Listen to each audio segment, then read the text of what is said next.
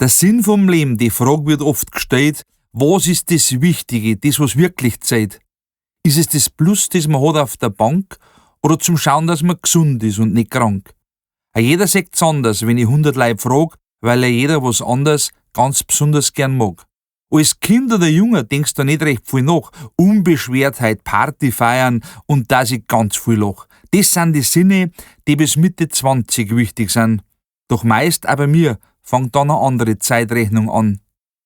Wenn mir heute wer fragt nach dem Sinn von meinem Leben, kann ich bloß eine einzige Antwort geben. Mein Kind ist, das mir aufgerüttelt hat. Ich find jeden Tag, wo ich's nicht seh, einfach schade.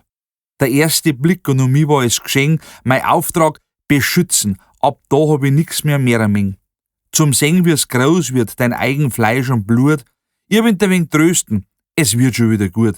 Papa, ich brauch dich, sofort steh ich quer bei Fuß. Ich bin liebevoll funktionieren, weil ich das so mag, nicht weil ich muss.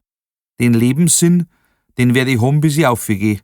Ja, ich find den Sinn in meinem Leben einfach schön. Und bis zu dem Tag, wo's mir in das Grab eine kippt, sag ich zu meinem Kind, ich hab dich so lieb, schön, dass dich gibt.